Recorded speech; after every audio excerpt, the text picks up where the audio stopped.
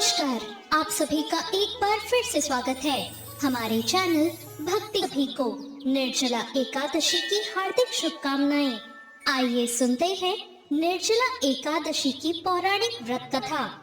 पौराणिक कथाओं के अनुसार महाभारत के संदर्भ में निर्जला एकादशी की कथा मिलती है, जो इस प्रकार है। एक बार हुआ यूं कि सभी पांडवों को धर्म, अर्थ, काम और मोक्ष प्राप्ति के लिए महर्षि वेदव्यास ने एकादशी व्रत का संकल्प करवाया।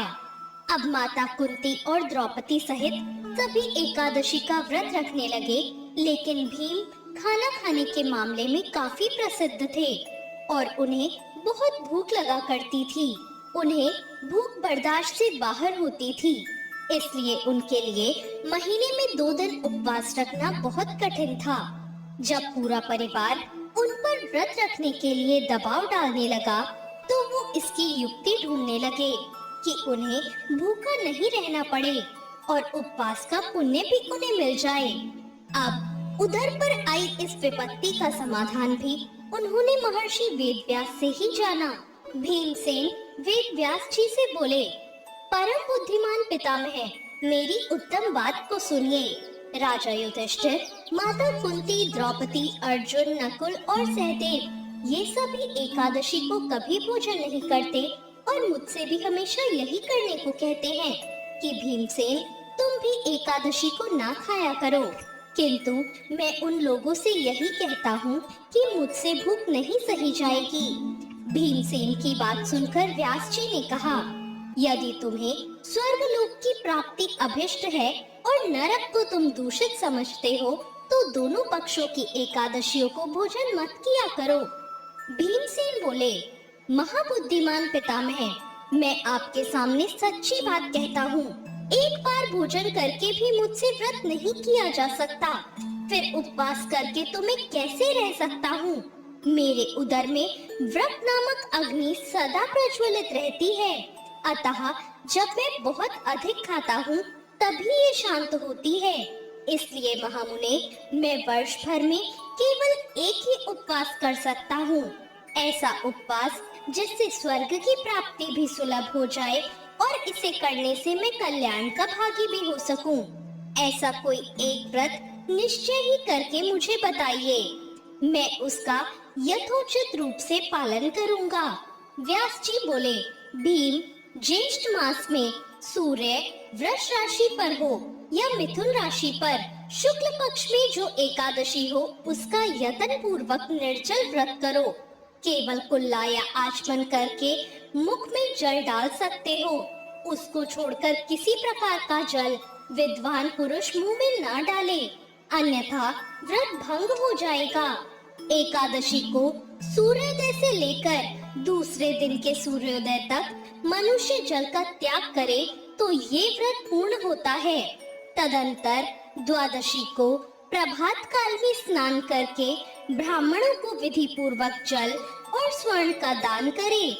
इस प्रकार सब कार्य पूरा करके जितेंद्रिय पुरुष ब्राह्मणों के साथ भोजन करे। वर्ष भर में जितनी एकादशियां होती हैं, उन सब का फल निर्जला एकादशी के सेवन से मनुष्य प्राप्त कर लेता है, इसमें कोई संदेह नहीं है।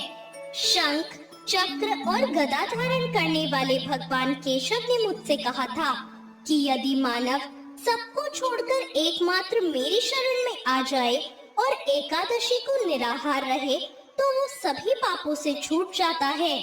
एकादशी व्रत करने वाले पुरुष के पास विशाल काय, विकराल आकृति और काले रंग वाले दंड पाशधारी भयंकर यमदूत नहीं आते। अंतकाल में पीतांबरधारी सौम्य स्वभाव वाले, हाथ में सुदर्शन चक्र धारण करने वाले और मन के समान वेगशाली विष्णुदूत आखिर इस वैष्णव पुरुष को भगवान विष्णु के धाम ले जाते हैं। अतः निर्जला एकादशी को पूर्ण यत्न करके उपवास और श्री हरि का पूजन करो।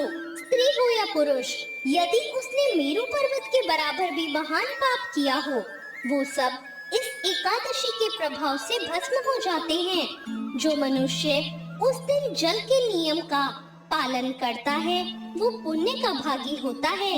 उसे एक शहर में कोटि कोटि स्वर्ण मुद्रा दान करने का फल प्राप्त होता है। मनुष्य निर्जला एकादशी के दिन स्नान, दान, जप, होम आदि जो कुछ भी करता है वो सब अक्षय हो जाता है। ये भगवान श्री कृष्ण का कथन है। निर्जला एकादशी को विधि पूर्वक उत्तम रीति से उपवास करके मानव वैष्णव पद को प्राप्त कर लेता है। जो मनुष्य एकादशी के दिन अन्न खाता है वो पाप का भोजन करता है। इस लोक में वो चांडाल के समान है और मरने पर उसको दुर्गति प्राप्त होती है। जो ज्येष्ठ के शुक्ल पक्ष में एकादशी को उपवास करके दान करेंगे वो परम पद को प्राप्त होंगे। जिन्होंने एकादशी को उपवास किया है वे ब्रह्म हत्यारे, शराबी, चोर या गुरुद्रोही होने पर भी सभी पातकों से मुक्त हो जाते हैं। कुंती नंदन, निर्जला एकादशी के दिन श्रद्धालु स्त्री पुरुषों के लिए जो विशेष दान और कर्तव्य विहित हैं, उन्हें सुनो। उस दिन जल में शयन करने वाले भगवान विष्णु का पूजन और जलमयी धेनु का दान करना चाहिए अथवा प्रत्यक्ष धेनु या घृतमयी धेनु का दान करना उचित है।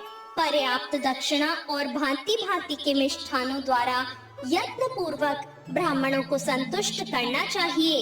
ऐसा करने से ब्राह्मण अवश्य संतुष्ट होते हैं और उनके संतुष्ट होने पर श्री हरि मोक्ष प्रदान करते हैं। जिन्होंने शम, दम और दान में प्रवृत्त हो श्री हरि की पूजा और रात्रि में जागरण करते हुए इस निर्जला एकादशी का व्रत किया है, उन्होंने अपने साथ ही बीती हुई 100 पीढ़ियों और आने वाली 100 पीढ़ियों को भगवान वासुदेव के परम धाम में पहुंचा दिया है।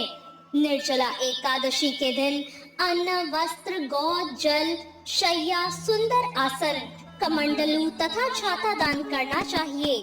जो श्रेष्ठ तथा सुपात्र ब्राह्मणों को जूता दान करता है वो सोने के विमान पर बैठकर स्वर्ग लोक में प्रतिष्ठित होता है। जो इस एकादशी की महिमा को भक्ति पूर्वक सुनता या उसका वर्णन करता है वो भी स्वर्ग लोक में जाता है।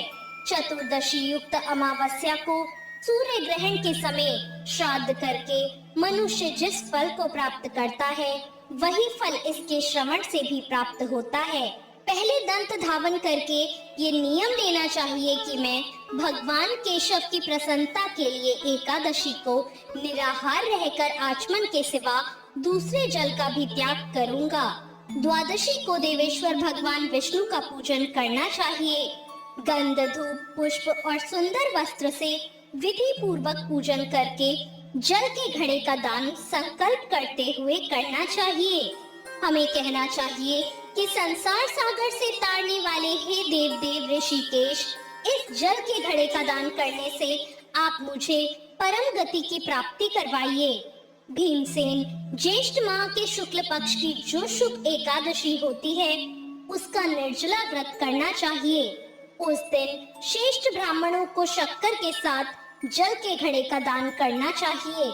ऐसा करने से मनुष्य भगवान विष्णु के समीप पहुंचकर आनंद का अनुभव करता है और द्वादशी को ब्राह्मण भोजन कराने के बाद स्वयं भोजन करना चाहिए। जो इस प्रकार पूर्ण रूप से पापनाशिनी एकादशी का व्रत करता है वो सब पापों से मुक्त होकर आनंदमय पद को प्राप्त होता है। ये सुनकर भीमसेन ने भी इस शुभ एकादशी के व्रत को आरंभ कर दिया। तब से ये लोक में पांडवी एकादशी या भीमसेनी एकादशी के नाम से भी विख्यात हुई। तो ये थी निर्जला एकादशी की व्रत कथा। आपको ये कथा कैसी लगी कमेंट करके जरूर बताएं। साथ ही मेरे चैनल भक्ति महिमा चैनल को लाइक करें, शेयर करें, सब्सक्राइब करें और सपोर्ट करें।